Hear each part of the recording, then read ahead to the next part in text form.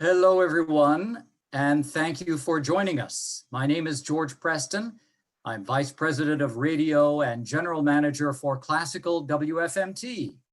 It's great to have you at this evening's event, Roll Call, Policing in Chicago's Black Community Then and Now. WTTW and WFMT's purpose is to enrich lives, engage communities, and inspire exploration. The purpose of our community conversations is to surface and spotlight people, ideas, and stories behind the headlines by creating a forum for residents, community-based organizations, and community leaders to have authentic conversations. We are honored to collaborate with Lyric Opera of Chicago for this special conversation inspired by Lyric's premiere of the opera Blue and WTTW's Firsthand Gun Violence digital series. Today's event will focus on the evolving relationship between the Chicago Police Department and Chicago's Black community. At this moment, I would like to introduce LaRob Payton, coordinator for the Learning and Engagement at Lyric Opera of Chicago. LaRob? Thank you, George. Hello, everyone. My name is LaRob Payton, the coordinator for the Learning and Creative Engagement Department, or Lyric Unlimited at Lyric Opera of Chicago. And on behalf of everyone at Lyric, I'd like to thank you for joining us for this very special event. As you may know, due to the ongoing COVID-19 spread and pandemic, Lyric was forced to cancel our entire 20 and 21 season, including our production of Janine Tazori and Tazewell Thompson's Blue. Even though we are unable to present the opera this year, we are committed to contributing to the dialogue regarding the important themes and issues presented in the opera. And we hope that you'll be able to join us when Lyric presents the Chicago premiere of Blue. Thank you again for being here, and please join me in welcoming our guest moderator for tonight, Lolly Bowean. Thank you so much, LaRob, for that fine introduction. Welcome again to the Lyric Opera of Chicago and WTTW WFMT's Roll Call, a conversation about policing in Chicago's Black community in the past and in the present. Again, I'm Lolly Bowean, a journalist and former reporter with the Chicago Tribune, where I wrote about violence, crime, police, and Black life, among other topics. I'm so very happy to be with you and to help moderate this discussion. I should tell you that this conversation was originally planned for April to coincide with the debut of the original production of Blue, a chamber opera which is centered on an African-American couple whose patriarch is a police officer. In that opera, the couple wrestle with how to raise their son in a very divided America. But like so much, the original panel event was delayed due to COVID-19 until now. Still, I want to show you a clip so you can learn a little bit more about Blue and what has led to this conversation.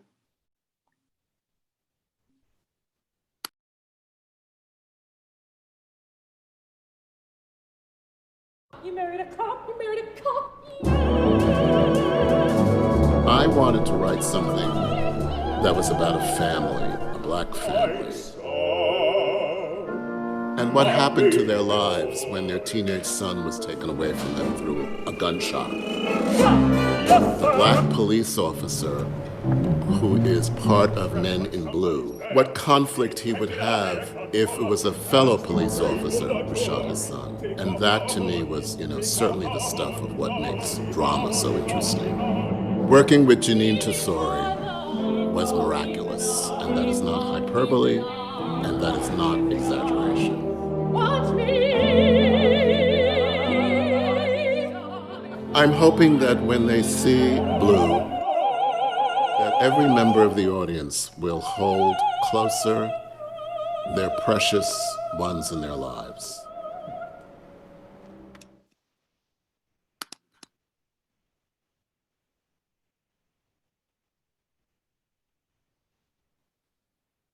Now, the tense relationship between police and Black residents has long been fraught and fiery. It's been a political issue here in Chicago. But this summer, the police murders of George Floyd and Breonna Taylor led to massive uprisings across the country and also directed more scrutiny and more eyes toward the Chicago police. The brutal murder of Laquan McDonald, the conviction of Jason Van Dyke, even how police unfairly enforced laws and were given a shoot to kill order during the 1968 race riots, all of that remains fresh on our minds and in our hearts, no matter how much time seems to pass. So many questions have been raised. Can the police heal its relationship with the Black community? What will that take? What about community policing? Does the strategy even work? Can a police department that has been called out for racist practices actually be reformed? Should we be talking about removing the police presence from Black communities overall? And most recently, the question has been raised, should we divert tax dollars spent on police and use that money instead to invest in communities that have been systemically neglected? We're going to try to cover as much as we can on these topics in this conversation. Before we can get started, I want to remind you that we want you to engage in this discussion. Please put any questions that you may have in the chat, and we'll do our best to get to them. For this hour, we're asking that you keep your microphones on mute so that there aren't any any disruptions. Now, I'd like to introduce you to our two guests. Howard Saffold joined the Chicago Police Force in 1965 after serving for 3 years in the United States Army. At the time, he was assigned to a police district where he was one of only 2 Black officers working. As a patrolman, Mr. Saffold witnessed police brutality, police misconduct, and he experienced discrimination, which led him to become one of the founding members of the African American Police League. That group successfully sued the city in 1976 for racial discrimination under Mayor Richard J. Daley. During his career, Mr. Saffold served as the chief of security for Chicago's first Black mayor, Harold Washington. And he helped create several organizations devoted to addressing the troubling relationship between police and the Black community. Welcome, Mr. Saffold. Oh, thank you so much. I'm so honored to be a part of the program. Thank you for having me, Ms. Bowean. Sergeant Jermaine Harris joined the Chicago Police Force in 2002. Like his elder counterpart, he also has a military background and came into the force after serving more than 4 years in the United States Marine Corps. Sergeant Harris started in Inglewood, but in 2006, he transferred to the 15th District, which allowed him to work in the Austin community, which is where he grew up. Sergeant Harris has worked for more than 2 years as a community police sergeant, and he is currently the Area Community Engagement Support Sergeant. Sergeant Harris has a passion for mentoring and working with youth and has worked as an instructor for After School Matters. Last year, the Chicago Police Memorial Foundation named him its Officer of the Month after he raised more than $15,000 for his Little League baseball program. Welcome, Sergeant Harris. Thank you so much, Lolly, for that great introduction. And I'm so excited to be a part of this. So, Officer Saffold, or Mr. Saffold, I want to start with you. You joined the Chicago Police when discrimination and prejudice were open and rampant within the department. So I'm curious, what led you to join the police department when it was so embattled? And I would like you to talk a little bit about what the relationship then was like with the Black community. In knowing that there was so much racial tension, how did that impact your approach to policing and relating to the community? Again, thank you for having me. Well, first of all, I came on the police department in November 1965. I had recently come from the military. I got out of the military active duty in 1962. And I started driving a CTAL, and I saw an ad in the paper. In fact, someone brought it to my attention. police department is paying a few thousand more than the CTA. So I applied. And at that time, they were being forced. The city of Chicago was sort of like coming out of a protest mode of hiring more Black officers. So I was fortunate enough to be in the group that came on in the year 64 and 65, which the majority of our members of the Afro-American Patrolmen, they came on in those 2 years. I had been on the police department almost 2.5 years when I saw a group of Black police officers on television talking about they were going to change the rules of the game in terms of the Chicago Police Department. Well, I had worked in a predominantly white district for 2.5 years. That was a blessing and a curse. A blessing from the standpoint of I got a chance to see how police serve the community that they come from. It was just an absolute joy for me to learn to be a police officer and learn to be accountable and responsible when I received a call for a service. But during that time, I had seen so much stuff that it had made me sick to my stomach.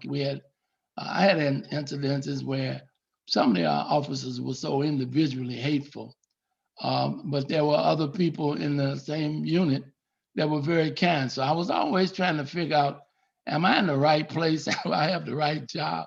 Am I actually being able to do this service? And by the time the Afro-American Patrolmen's League came along, I was about to quit.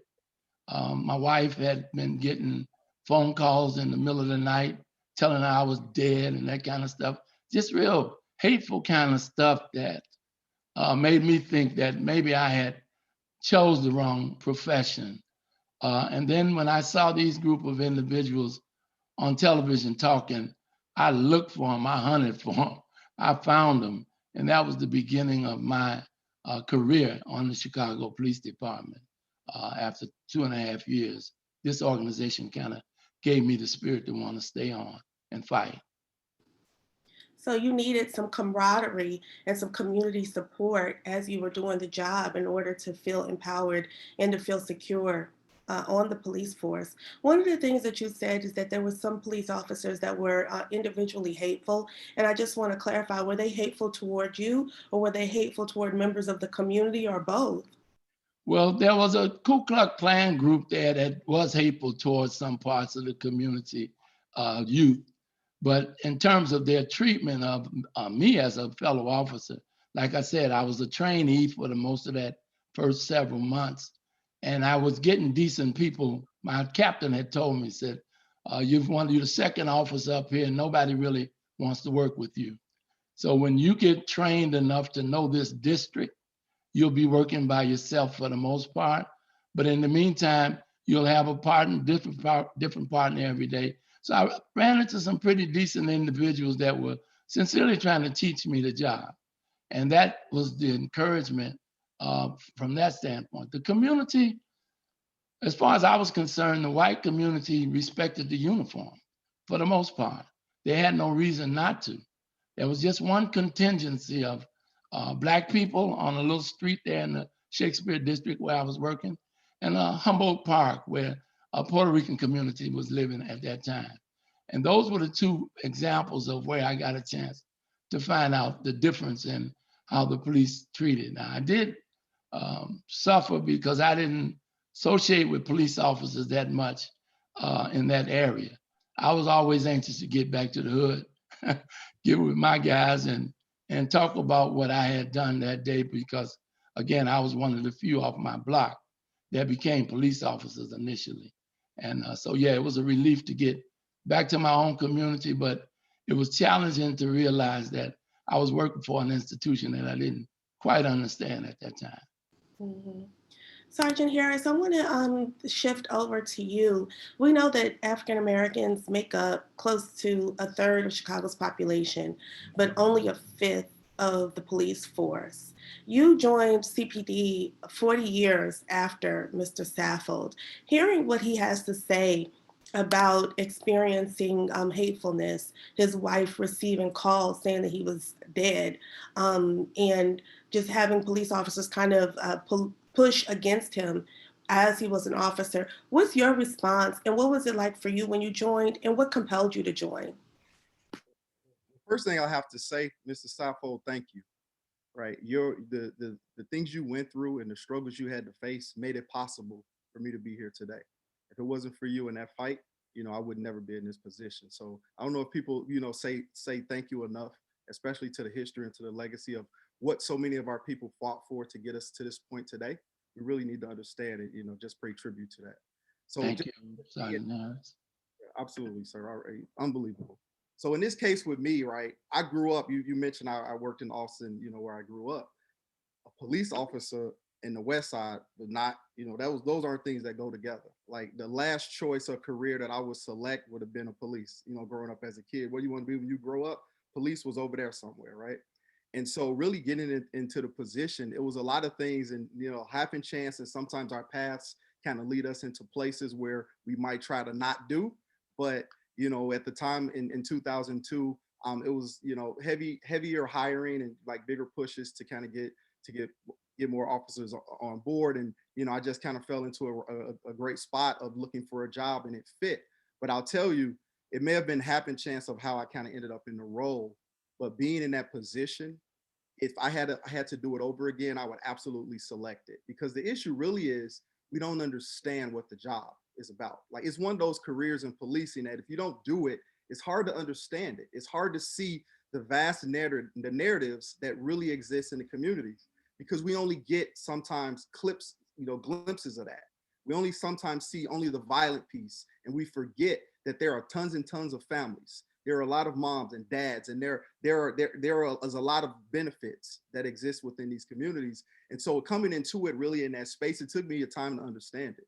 Right? It really took me a time to kind of navigate through, because again, this understanding of our neighborhoods, the cultural competency doesn't exist in a lot of our government entities. So to find that and to discover it, it was a journey. And it wasn't really, and honestly, until recently, when I had an opportunity to get involved with community policing, that I really start to understand all the assets that exist in our neighborhoods, and switching things from that perspective and starting to look for how do I uplift the great things instead of focusing on the negative things. That becomes a solution, and that's infectious. And it just builds momentum and gets so many people wanting to be a part of things.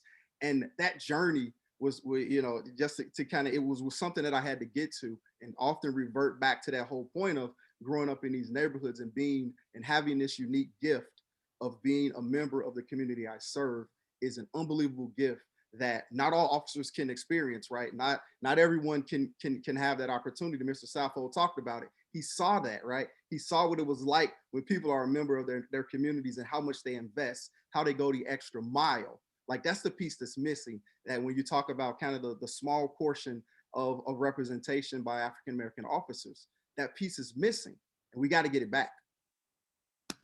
Yeah, and so that's one of the things that you both have in common, is that you both kind of joined without really a deep knowledge of the benefits, right? And also coming from backgrounds that put you in a position that made being a police officer almost contrary to the culture of your communities. Another thing that you both have in common is that you both served in the military. And one person in our audience, Beverly Copeland, is curious as to how your military background influenced your approach to policing. If you could talk about that really quickly, maybe Mr. Saffold, will start with you, and then you could jump in, Sergeant. Well, I came into the police department in 1959, right out of high school. Many of my friends were experiencing the criminal justice system when I went into the military. That experience exposed me to what the pecking order was of a military organization, with the police department being a paramilitary organization. It fit perfectly for me once I came home and realized that I was in an army of individuals who needed a relationship with a community that they didn't understand. And that was the challenge for me. It was just learning that so many Black veterans that I knew, after coming back home, I didn't really realize what military was about. But I found that a lot of the police officers were military veterans, and many of them had experienced the negative aspects of World War II, and certainly later on, Korea and then Vietnam. So I was in a perfect place to be taught what the responsibility of a police officer was. And because I came in the era of the 68 riots, I got a chance to see what happens when the police control mechanisms of the police break down. And you find yourself out there in uniform, and you're dealing with a public that these were young white kids for the most part that didn't know what police brutality was. I had seen it firsthand on the job after being a military man. I can remember one story. I was just a domestic disturbance in the Shakespeare district. And this young white kid had come back from Vietnam. That was way before they were talking about PTSD and those kind of things. And I got this call, and he had actually turned over the little kit, I guess a little bonfire he had put together. It was a grill in his backyard. And he just went off. And his wife had called the police, and he had 2 young kids. When I got there, he had a poker in his hand, and he was just standing there with charcoal on his chest and stuff. And he was really, really upset. And I stopped at her first because I had to walk past her to get to him. And she said, he went crazy. I don't know what, he does this once in a while. And I had not really had a conversation with anybody about how to deal with a man with a mental disturbance. And as I approached this young man, he was about my age. And he was standing there with the poker, and I never did anything other than say, what's the matter, man? And he said, mumbling stuff. I said, are these your kids? Yeah. Is this your wife? Yeah. You see how frightened they are? I said, now you're standing there with something that's threatening to me, like a poker. I said, don't make me hurt you in front of your kids. Lay that down for me. And this guy just sort of, all I was talking to him like he was a man. I had no idea what his problems were. But I had the compassion for what I saw. Here's some young kids, babies, and a wife just absolutely terrorized. And here's a guy with a glare in his eye that was very, very disturbing to me. But something in me said, just talk to him. And that was what I considered to be my first exposure of what was coming back from the military that was on the streets, that I had no idea what that presence was like within the police department yet. Yeah. Wow. I'm glad that you were able to approach him with so much compassion. One of the conversation points that has come up a lot recently is that the police departments are too militarized. And so when they approach particularly African-American and Latinx communities, they go in with a mentality of force. What about you, Sergeant Harris? How do you think your military background impacts you as a police officer and impacted you becoming an officer? I think the thing I revert back to most often are the leadership lessons I got from being a Marine, and it most specifically courageous leadership, right? It's that to see something that needs to be done that may go against the grain or that may be unpopular, having that courageous being a courageous leader to go out and make those things happen. And so now it's really in that part is missing from so many segments in society. Who's willing to sacrifice themselves or sacrifice their interests or their success for the benefit of others, right? Who has that ability to do those type of things? And when you think about it, the role of a police officer, that is the core root of it, right? It's that sacrifice for the benefit of others. And so I take a lot of those lessons that I was able, that were instilled in me from being a Marine to guide my ability to do those things, what's right when necessary. And just to kind of really quick and touching on examples of that is this, as we talk about violence prevention and we talk about ways to improve our communities, there is an amazing asset that exists out in our neighborhoods and our communities. And that is the form of street outreach, right? These are individuals that as a law enforcement officer, that I wouldn't be associated with, or I shouldn't be associated with, right? We're talking about people who have made mistakes in the past who are now trying to get back and make their communities better. So what that means is me having the courage to go and say, look, the value that you bring to the table, I'm willing to risk my reputation amongst fellow officers, right? I'm willing to risk that standing because I know that this is what it takes to reach these individuals. This is what's necessary to improve our communities. And without really having that kind of grained and built into me, I don't know if I would have had the willingness to go and stand up and go against popular opinion. Wow, thank you for that, Sergeant. I want to acknowledge we are getting a lot of questions. Thank you so much, audience. Really appreciate what you have to say, Eric Davis, Nancy Harris, Ken Berry. We're going to get to your questions. I'm going to work them in. But before I start to shift into the next question, I just want you all to know that inspired by the production of Blue, the Lyric Opera collaborated with the Chicago History Museum to post some of the selections from the African American Patrolmen's League archives on its website.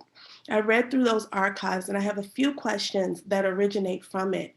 And so I want to shift and kind of talk about the distrust between police and the Black community. When I was looking through those archives, Mr. Saffold, I came across a letter written by Renault Robinson, one of the founders of the African American Patrolmen's League. In the letter, he detailed how in February 1971, a Black officer, Lamont Nazi, was shot 3 times in broad daylight by a white officer who worked in his same unit. I wonder, what solutions did Black officers suggest back then to address the distrust in the community? And how could you compel and discuss trust outside the department when there were problems of trust among officers within the department? Well, first of all, that incident happened in Inglewood. I had worked in Inglewood, and I think Sergeant Harris's career, his spirit is the Afro-American Patrolmen's League. He may not have known from whence it comes, but it's systemic in terms of the racism that we ran into back in the 60s that are still there, unfortunately. Lamont Nazi was working in plain clothes over there. And the day that he got shot, the newspapers, the radio, everybody was talking about it. And Renault wrote that letter, he was responding to what we had been seeing. Police officers, Black officers just being, well, a couple killed in the line of duty. One by chasing a robber in plain clothes, and the police killed him because they confused him with the robber. We had individuals that had situations in that era that were being shot. The day that that incident happened and that letter got written, our organization decided that we needed to have an open discussion about what was going on between white and Black police officers. And we accused the police department that day of having intentionally shot a Black police officer. I went to the meeting. Inglewood at that time, I was on Racine and well, don't hold me to the address, 63rd and Racine about. And we had a courtroom upstairs, and one of the deputy superintendents had come over to have what he called an open discussion about some of the race problems that were going on in the police department. And I got a rude awakening that day. For the first time in my leadership role of the Afro-American Patrolmen's League, and my job was a recruiter. Any station that I went into, my job was to recruit Black officers into an organization that was addressing the issues of what our community saw as problems with the police as an institution. That particular day, I raised my hand and I made some statements that I thought the shooting of Lamont Nazi was something that needed to be looked in more deeply, because it was confusing to us about how could the police shoot a man in a police vicinity working out of that district and knew everybody in the district because he knew he was a seasoned officer in the district. This deputy chief, I'm vocal. I'm just, young and hyped up about it. And he came and stood over me and put his finger in my face, and he said, if you can't prove what you're talking about, shut your mouth. Now, this room is about 150 police officers in there, Sergeant Harris, and many of our members were in there. And I'm there representing the Afro-American Patrolmen's League. And here's this man who outranked me 15 times, standing over me, telling me, shut my mouth. And guess what I did? I shut my mouth. And I was so hurt with myself and disappointed. One of the black sergeants that was in that meeting, Gerald Cooper, I hope he's still alive, he came over in uniform. He said, Howard, he said, I know you feel bad for shutting up, because I was biting my tongue. My face was frowned up. I was so ugly, I probably would have scared myself if I saw myself in the mirror. That's how I felt. He said, don't beat yourself up too bad. He said, if you had got up and done what I know you wanted to do, he said, you couldn't win. And it was better that you just shut up and just figure out what you're gonna do next. I went back to my organization, Sergeant, because I really want you to hear what was going on, because it may look a lot brighter now, but in 50 years of retrospect, it's a whole lot of things still there, specifically the ailment of racism. Long and short of it, it took me a year before I could get even with this man.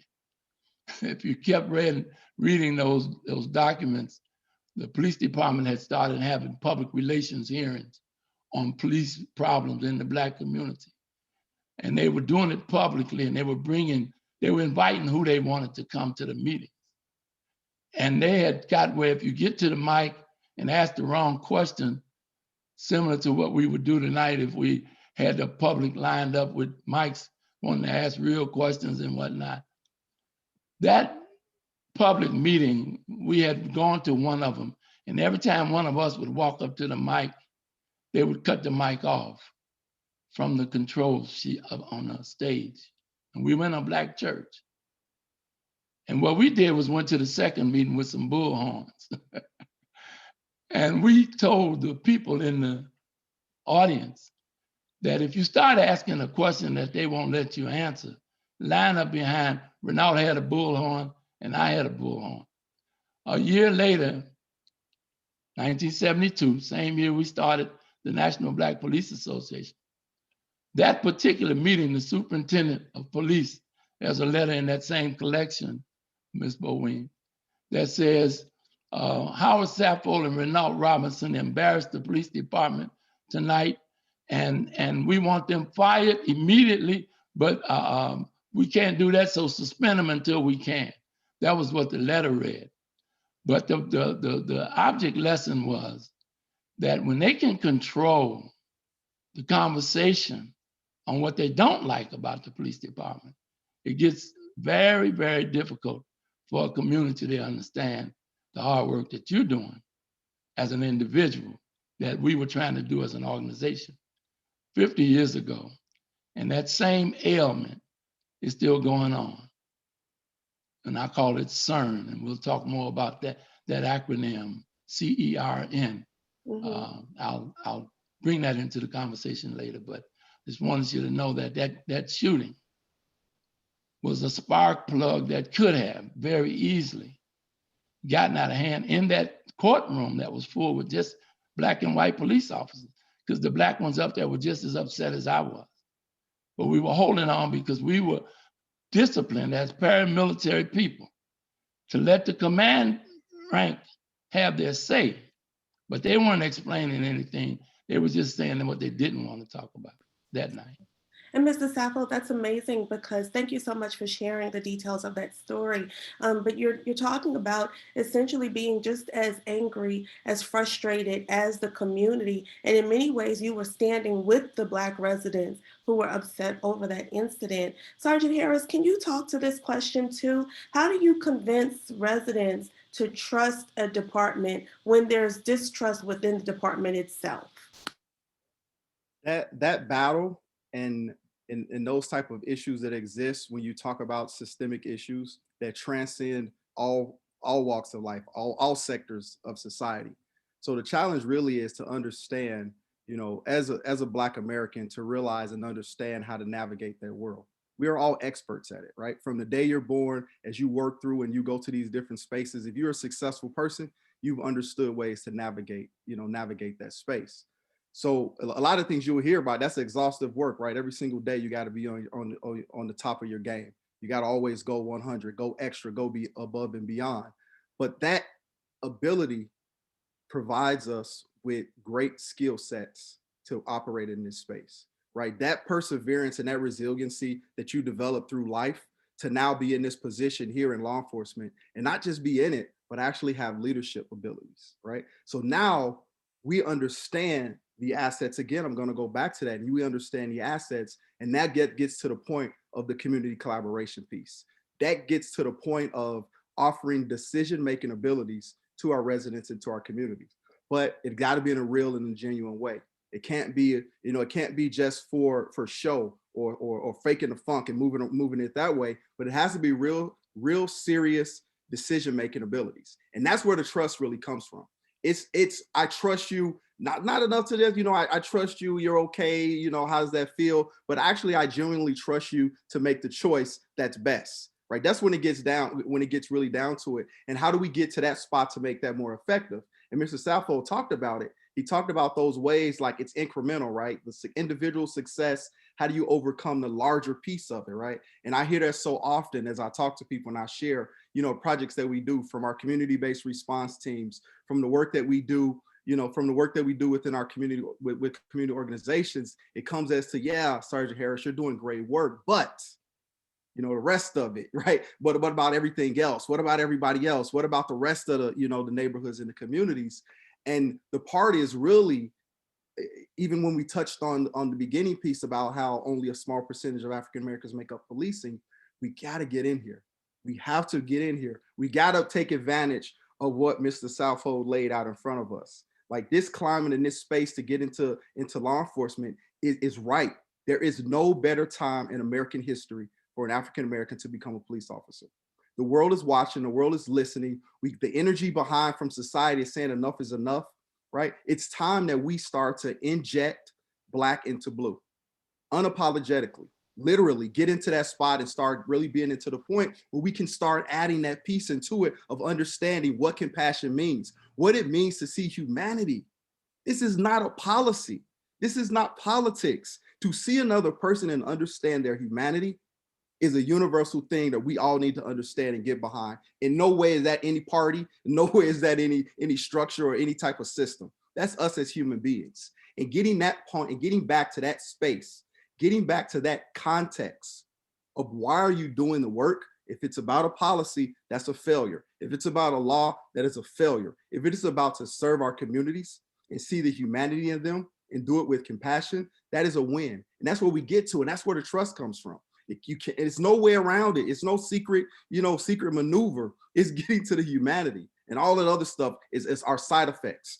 Improvements in our neighborhoods, having a better police department. Those are side effects of us getting back to the humanity amongst us. And so what I hear you say, among many comments that you've just made, is that part of the way that we can increase the trust and kind of build the trust is making sure that there's a strong recruitment program to get police officers who are actually from these neighborhoods or live in these communities. I want to make sure that I acknowledge the audience that are just really filling up the chat. Vanessa Beavers, we're going to try to get to your question. James Martin, we got a comment from Delilah Gorey, who just wants to thank you both for serving your communities in the way that you have done and continue to do. One of the things that you touched on, Sergeant Harris, kind of leads me to a question. This summer, we saw Black Lives Matter protests emerge across the globe. We know that the phrase Black Lives Matter compelled what some consider an antagonistic counter saying, Blue Lives Matter. Both of you are Black men. Both of you are police officers. Can you talk about how you reconcile the tension between those two identities, being both Black and blue, particularly in this Black Lives Matter moment, Sergeant Harris? I'll start with you. Okay, so within the statement, again, going back to the politics, Like the political pieces of what happens, of where the Black Lives Matter movement, I consider that to be a movement. I don't consider that to be an organization and someone owns that to speak of it. I absolutely don't see that idea. That is an idea of your core to understand that statement. To make that statement in its purity and its humanity is something that I can't see how you don't get behind, right? So in that way, but the politicizing of our communities, right? The using us for the messages and the counter narratives and how do we get back and creating that constant division, that butting of heads gets us to the point where we can't make inroads, where we can't have successes because we're spending all the time fighting. We're spending the time arguing over the statement rather than getting into the heart and the core and the context of what that idea means. And so how do you, when you see a young kid growing up or you see a child, and I kind of made some statements with like during a lot of this stuff, is that when you see this young child being told your life matters, you are important and you have value, what is the bad part about that? What is the political statement of that? And getting past that, I try so much and in so many ways for us to push the political pieces out of when it comes to serving our communities and really getting back to the true heart of that. We have to make a conscious effort of that as well, right? As residents, and as I always speak, I understand I'm a police officer, but first come first, I'm off the west side and I'm a North Lawndale resident. So I'm gonna speak from that. So we have a responsibility really, right? To see our communities as the great things of what they are and not letting people sidetrack us, not falling for the bait, not going in any direction, when something comes up or something appears, we can't lose sight of where we're trying to go in that focus, that energy and that coordination and all of us moving in that direction, we become something that's unstoppable. We become something that's powerful. And that immense strength that we have and we possess. I mean, looking at I know I'm going against politics, but I got to throw one shout out. Like, look at the power of the Black vote. We change the world, we change things and we make stuff happen, and understanding that strength. And too many people try to tell us how we're weak and we can't do things and a negative and all the issues and what we don't have. And if we start to listen to that and we start to embed that into who we are, that's where we start to lose. So getting back to that statement, Black Lives Matter is a movement. It is a movement of understanding, of showing and teaching not only our kids, but ourselves. And that affirmation and that statement is to start from the beginning of a positive space. Start with the positivity and let's start moving forward from there. Thank you, Sergeant. And Officer Saffold, I definitely want to hear how you were able to reconcile being both Black and Blue as you were serving. But before I shift to you, I want to play this clip of Sergeant Harris's WTTW firsthand gun violence talk, where he discusses a possible solution to build trust. And then I want to shift a little bit to talking about this movement to defund police. So let's watch that clip.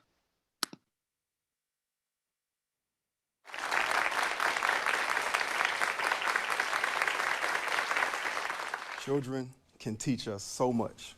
I want to share an example of a typical conversation between my nephew. This is going to hit close to home for a lot of us. Okay, Dallas. All right, it's time to put the phone away. But why? Because you have to go to bed. But why?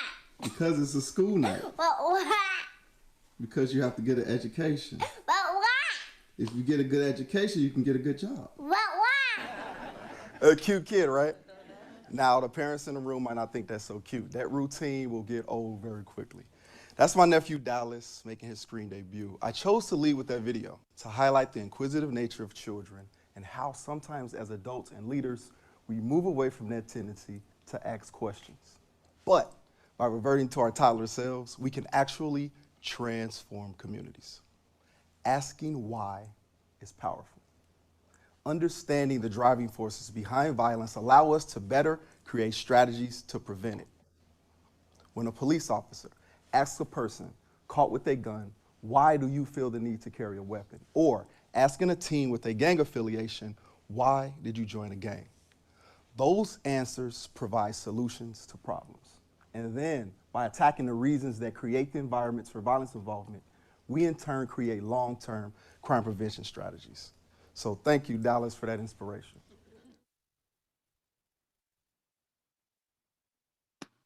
In that conversation, thank you so much for playing it.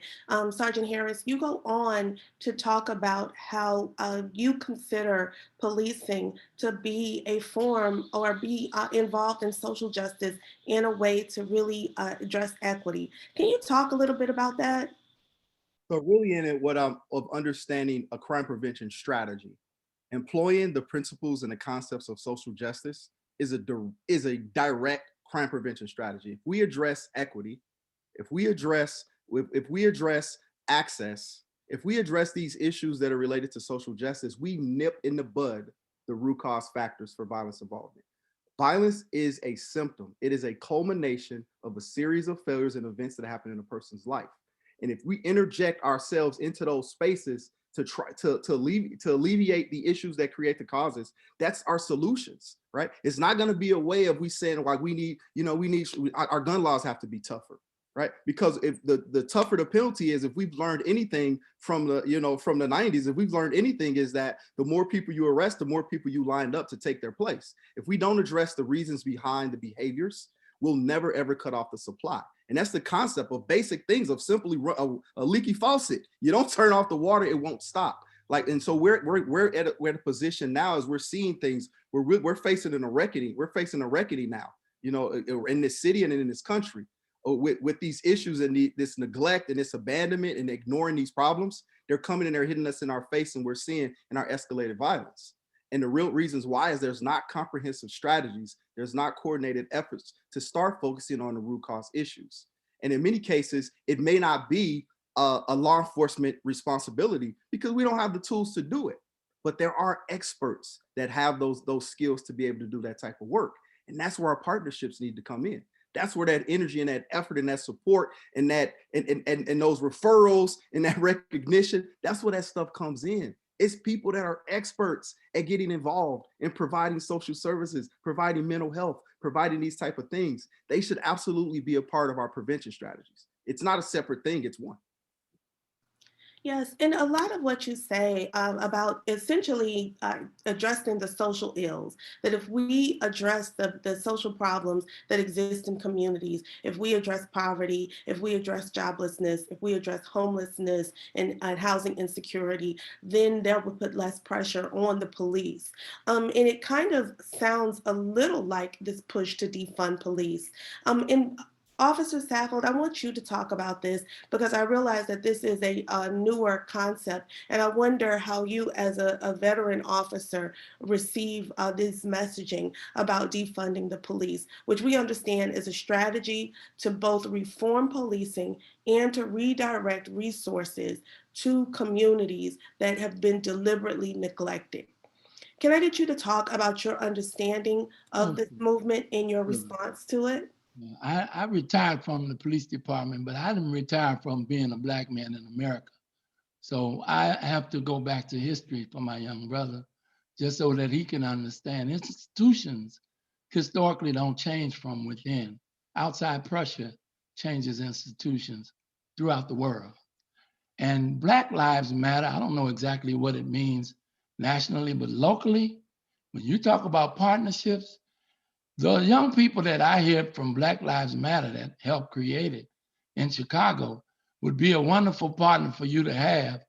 You specifically and police department, or more specifically, we're just a microcosm of society. What we reflect on is what the real world is talking about. It's just a smaller version called the police. The defund the police to me would be more characteristic if I said defang the police, F-A-N-G. And those fangs are a systemic sickness that we have. And the acronym is CERN: corruption, racism, excessive force, and nepotism. Corruption, excessive force, including the use of deadly force, racism, and nepotism. They've criminalized half your children as juveniles that can't be police officers in the city. So you're not going to get your numbers up. But when you start talking about how do you change an institution where the union itself has taken a position against social change, I mean, you can't ignore them. They're here. The issue that I'm wondering about is does the majority of police officers, white or black, realize that being silent on critical issues, we opted as an organization to address the code of ethics from our perspective rather than a code of silence. You're dealing with the outside pressure that's needed to make a city like Chicago that has a track record going all the way back to shoot to kill and maim looters. And the Democratic Convention that came after that gave white people the first chance to see how brutal the police could be when they decide you're the enemy, even if you just got long hair and look like something they don't like, called hippies and yippies. But they demonstrated their ability to abuse that kind of power against a community that historically, that's all we've ever seen. We've seen the police come into our communities and act as if they don't have the compassion that you express so eloquently, brother. It should be all of them. It shouldn't just be you. They should have you in 22 districts, starting with the 11th district. That's your neighbor to the east, I guess. I worked in the district that you're in 15. When Paul Vallis was in the city of Chicago, I went to Paul. I said, "You guys are kicking these kids out of high school, out the door." And you had two organizations in Austin at the time, the North Austin Coalition and the South Austin Action Coalition. Those organizations were part of what Commander O'Sheill in the 15th district was really putting together community policing. It wasn't CAPS, because the Chicago Alternative Policing Strategy became a misnomer after Northwestern studied it for 10 years. So if you really want police community relations, you got to address systemic corruption. Corruption in government, not just the police department, but certainly to include the police department. Excessive force, not is it a good shoot? Was the shooting necessary? Yeah. Racism from a perspective of racial discrimination is so obvious and so replete in your government here in the city of Chicago, not yours, mine. We have to protect guys like you from the standpoint of letting you know, linking with community organizations. We had the pastors of the West Side Pastors Association, where we had to call out the politicians, we had to call out the ministers, we had to call out the police hierarchy. And when you talk about policy, that's what you're talking about. If it's not a systemic policy change, it's conversation. The community that we're trying to address has been victimized for 50 years. I mean, just the most recent reflection on the Kerner Commission report was that we're living in two societies in America. And we need to face it. And Chicago could lead the country, as we tried to do when we created the National Black Police Association. They could lead the country on police reform if they first address. You can't even begin to reform something you don't admit the problem. Absolutely. The gang Thank you so much. Criminalize our young people in a horrible way, and we need to address that. Yes, no, absolutely. One of the first ways that you can address the problem is to at least admit that there is one. And I think that's the wonderful note that we can begin to shift and end on. Thank you so much, Sean Kennedy, for your question in the chat. Larai Settle, Delilah, Ken Berry, really appreciate that you tuned in and decided to engage with us. Unfortunately, we've run out of time. I wanted to give you guys the last minute and a last point, but we just don't have time for it.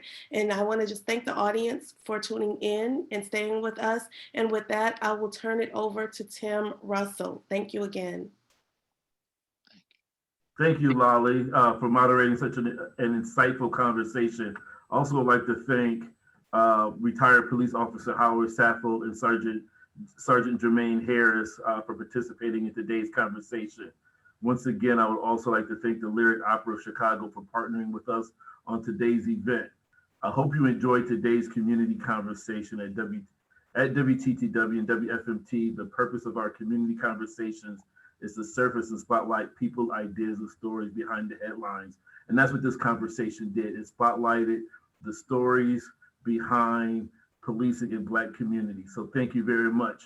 Finally, please visit WTTW.com/events for upcoming WTTW events, as well as lyricopera.com for upcoming lyric opera performances and events. Thank you again for joining us this evening, and I look forward to seeing you soon. Be safe and happy holidays. Take care. Thank you.